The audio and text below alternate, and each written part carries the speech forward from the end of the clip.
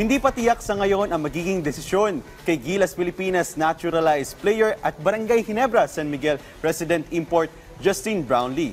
Ito ay matapos bumalik na positibo ang resulta ng kanyang drug test sa Asian Games.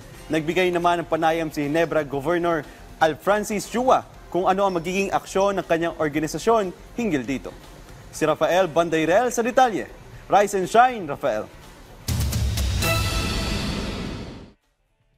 Matapos magpositibo sa ipinagbabawal na substance sa isang doping test mula sa Asian Games, wala pa rin kasiguraduhan ngayon kung makapaglalaro nga ba si Justin Brownlee para sa Barangay Ginebra sa paparating na 48th season ng PBA, maging sa mga susunod na kompetisyong lalahukan ng Gilas Pilipinas. Nitong mga nakaraang araw, inihayag ni Philippine Olympic Committee President Abraham Bambol Tolentino na maghahain ng apilaang Samahang Basketball ng Pilipinas tungkol sa resulta ng nasabing pagsusuri.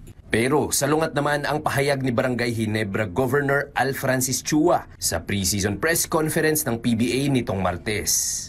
Para maintindihan nyo lang yung pag-contest nyo, kasi dalawang lalagyan nyo, no? Cancer A and B. Pag i-contest mo, they're gonna try to open yung B.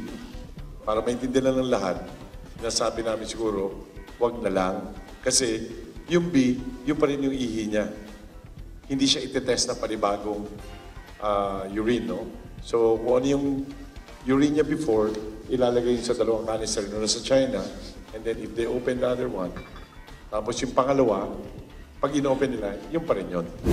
Dahil magsisimula ng panibagong season ng PBA, aminado si Chua na naghahanap na sila ngayon ng maaaring pumalit kay Brownlee kung sakaling makakatanggap ito ng suspensyon. So as of now, naghahanap kami ng ng replacement just in case nila. Hindi namin alam kung too late na, but if we're just gonna wait and then biglang ibagsak sa amin yung bomba, mawawala naman kami ng import na. Sa kabila nito, si Brownlee pa rin ang nakalista bilang import ng 15-time PBA champion franchise sa isinumiti nilang roster nitong Martes. Rafael Bandairel, Rise and Shine, Pilipinas.